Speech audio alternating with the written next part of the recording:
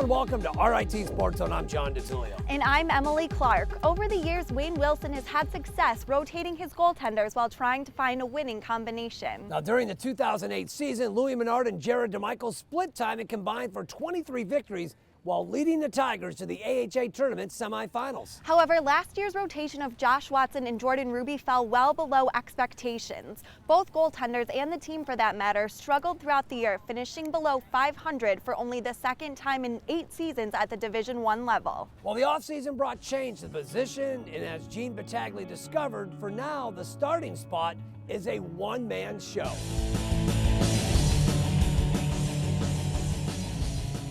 No doubt they've got a shot that quality. Oh, and there's a shot that is not quality, but it finds its way in. Sullivan. When we last saw the Tigers, it was a shared responsibility between Jordan Ruby and Josh Watson. Why is what happened with Josh, and why is he no longer on the team? Well, really, it kind of came down to a couple things. One, he was able to graduate in the summer, and two, I think he wanted Jordan had taken over the #1 role down at the stretch run for us last year, and we couldn't make any promises who's going to be #1. Jordan had taken over, and you know, it's competition every year within your team, and then with others as you start playing league games. So I think Josh just felt in his best interest that to graduate early and move on. Obviously, it was a huge shock. Him and I were really good friends, buddies, roommates, right beside each other in the house where we lived at. It was a shock. I didn't see it coming, and I guess it's nothing that I could see coming. At the hash marks, Porter, the quick shot. Ruby holds on for the save. You've gone on record saying Jordan is your #1 goalie entering this year. Tell me, what is it that you saw out of Jordan last year to enter this year with that in mind? The fact that he started playing more games in a row, I think, gave him some traction to get better with each game. I think maybe a mistake from a coaching perspective is that when you alternate goalies, it's hard to get traction and get your game on track. Whether you play a good game or a bad game, you want to get in the next game. So if you have a good game, you want to build off that and continue playing. And if you have a tough game, you want to get back in. But whenever you have to wait, and in college hockey only playing 2 games a week, you've got to wait another week before you get back in. I think it might have hurt us in both cases with both goalies. Every game you were under the microscope, but last year it was even more. And it's almost like whoever's going to make that little extra mistake was going to just get canned for the first couple weekends, and the other guy would start. And so you're a little tighter. You're not as loose and relaxed. So and this year I felt like with that, I guess more responsibility, but more freedom. I'm just able to go in the game knowing that it's fine, breathe. You have time. And not see that knowing that you can make mistakes, you're going to do it, but being aware of that, it does make you be more relaxed, and it makes you not, when you're in a game, thinking about, am I going to play next weekend or not? Back the other direction. Big one-timer off face mask of Ruby, and it's clear. Excellent. Look at Ruby coming up big. You proved last year that you can handle a load. I mean, you lose at Michigan, but you saved 44 in that game. You played your tail off in a 1-0 loss to Niagara. Just some of the examples last year, does that solidify in your mind that, okay, I belong at this level? Yeah, obviously, like with a year like last year, kind of going up and down, it was a year that it's one of those thoughts, those bad thoughts can creep in, like, are you supposed to be here, are you not? And like, just keep working hard, keep the pedal to the metal, and just at the end of the season, the playoffs, getting those results, even though we lost, and still it doesn't sit well, but it was just able to, a positive affirmation for me, knowing that, no, I did work hard. I got to where I was supposed to that year, and it shows me that I am supposed to be here and I can play in this league. And that's near the end of the season last year in the playoffs. I felt like I was just seeing everything, and the pucks were hitting me, and that mentality that when the season was done, I was really bummed because I felt like I just hit my stride.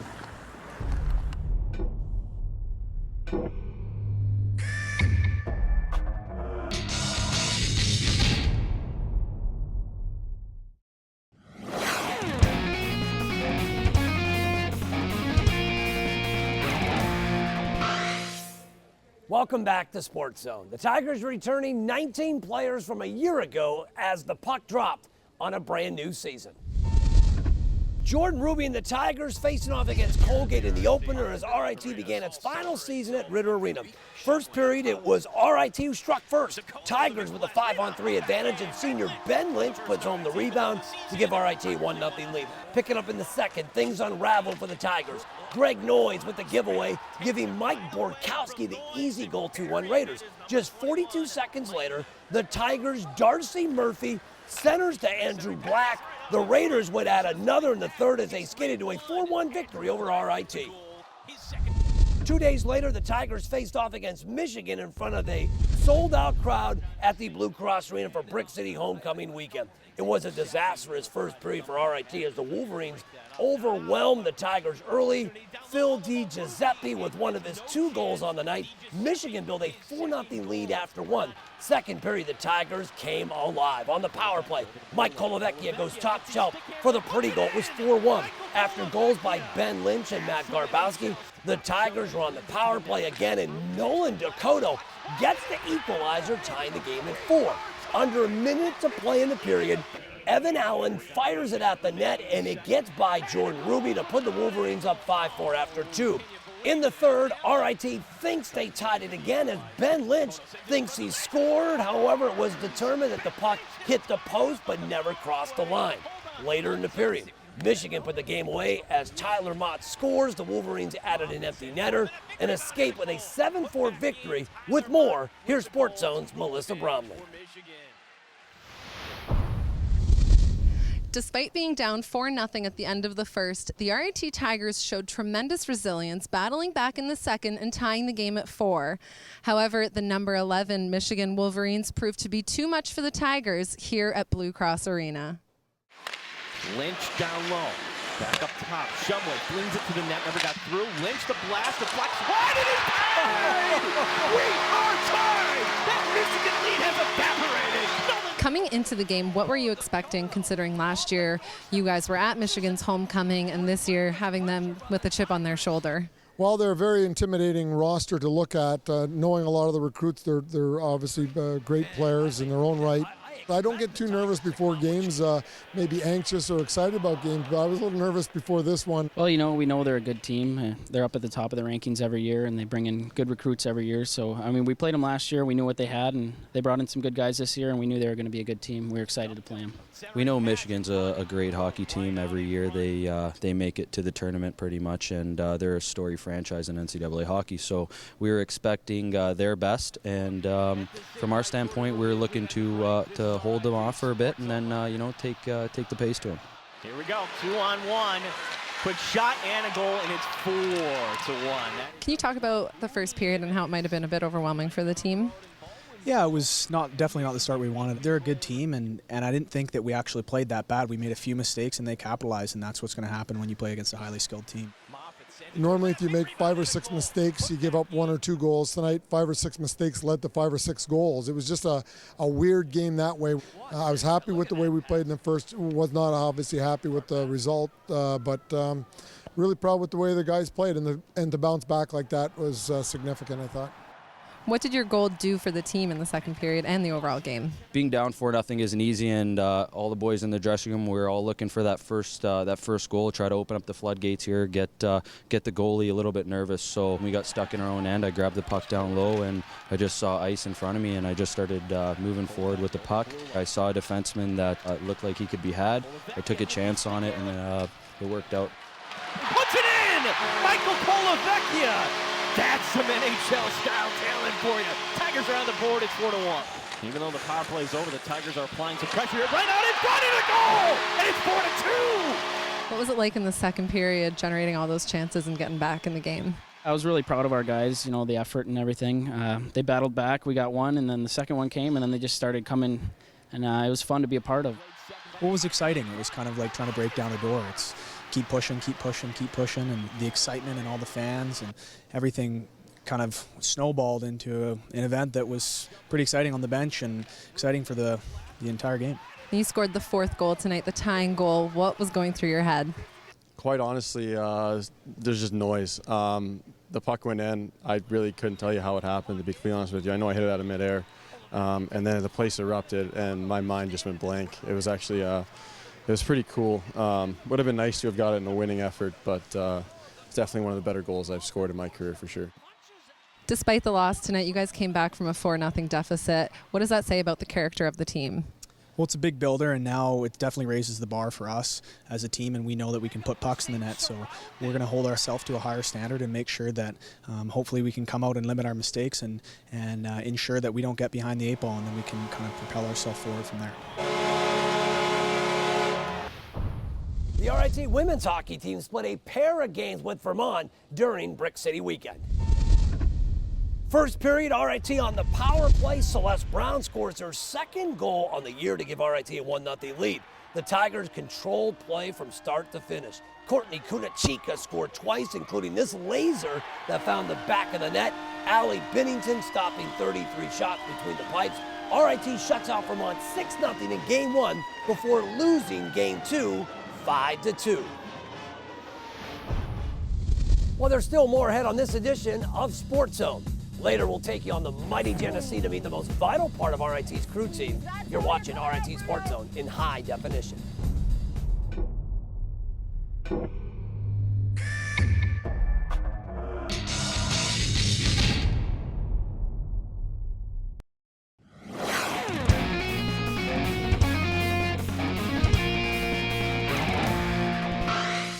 Welcome back to Sports Zone. The RIT men's hockey team returned 8 of its top 10 scores this season.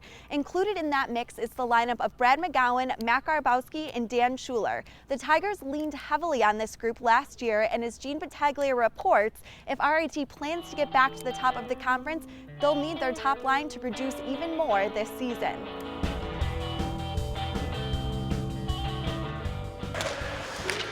Tigers again, Garbowsky out in front, another goal, McGowan left all alone, and Barnes is fuming. What is it, do you think, that makes your line so successful? I think it's hard work with us. We don't really play the fanciest game. We get the puck down low, we try and outwork the other team, get it to the net, and hopefully have a bank in off one of us and get a goal.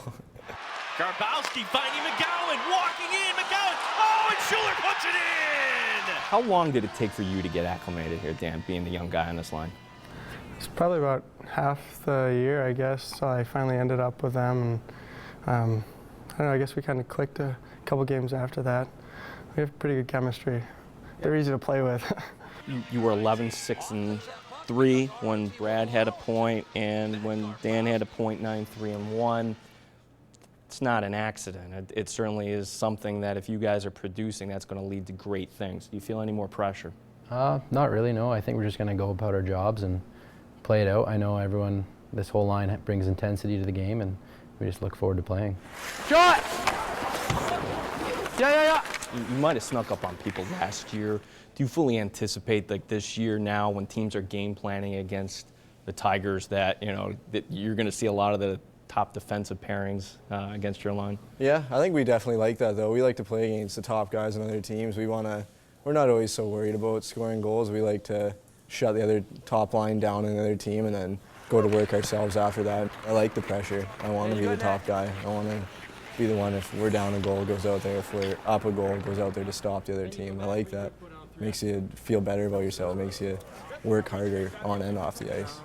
I think every game we put a lot of pressure on any D pair that we were up against, and we're 1 year older, 1 year better, hopefully.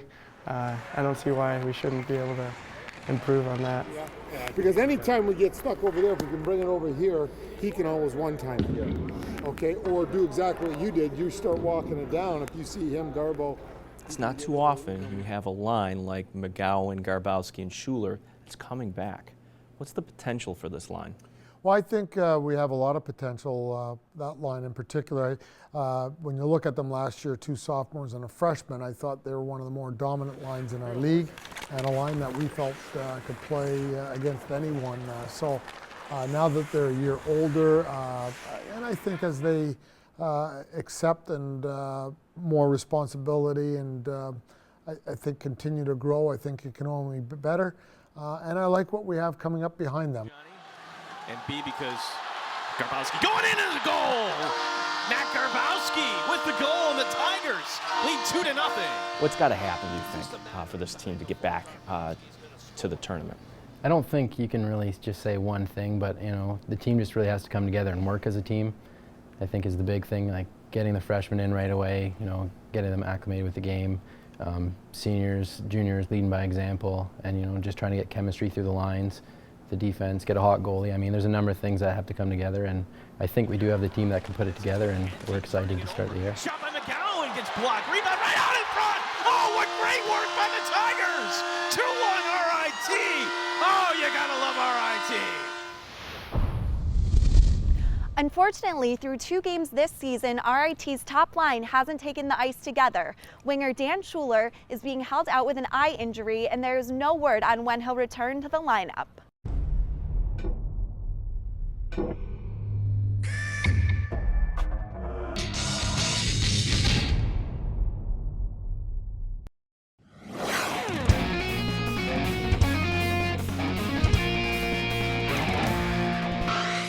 Anyone who follows rowing understands how vital the coxswain is to the success of the entire team. As Lauren McShane discovered, the leader out of the water is so much more than just a cheerleader.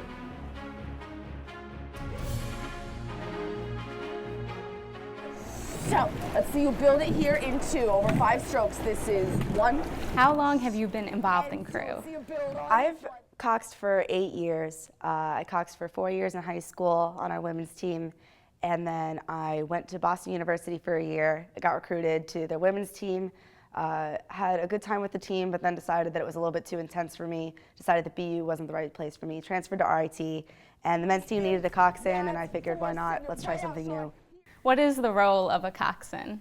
The coxswain is sort of like the mini coach on the water. Like, the coxswain's responsibility is to steer the boat, make sure it goes straighter, it stays on the course, to sort of run practice, run drills, make sure everybody is doing technique correctly while they're rowing, and make them want to row harder, because no one's going to do something for you if they don't want to.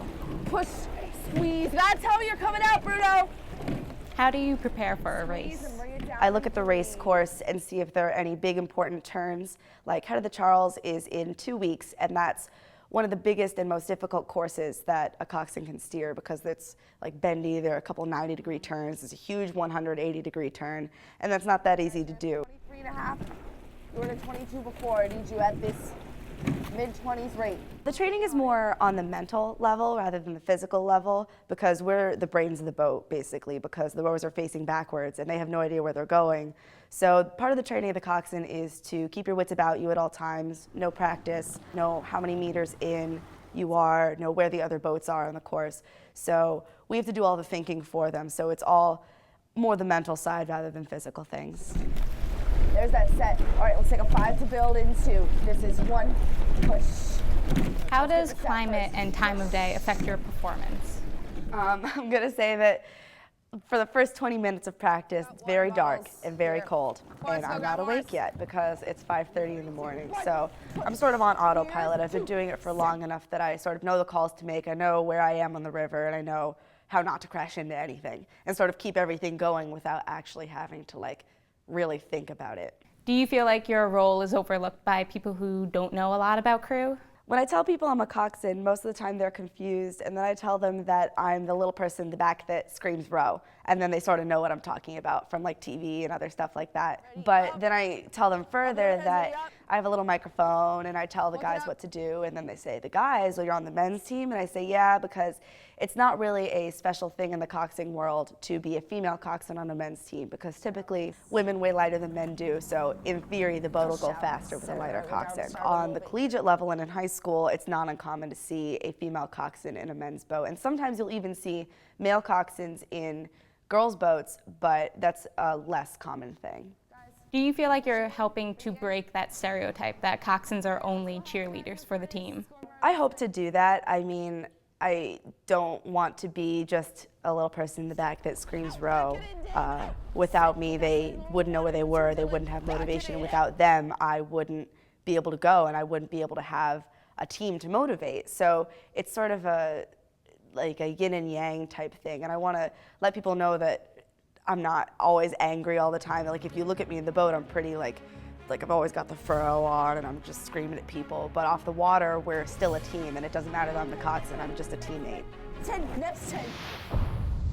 Well, don't forget that staying connected to RIT Sports Zone is now easier than ever thanks to the RIT Sports Zone app. You can access highlights, features, and so much more. So download the RIT Sports Zone app for your Android or Apple device today. Well, that does it for this edition of RIT Sports Zone. So until next time, thanks for joining us in the zone.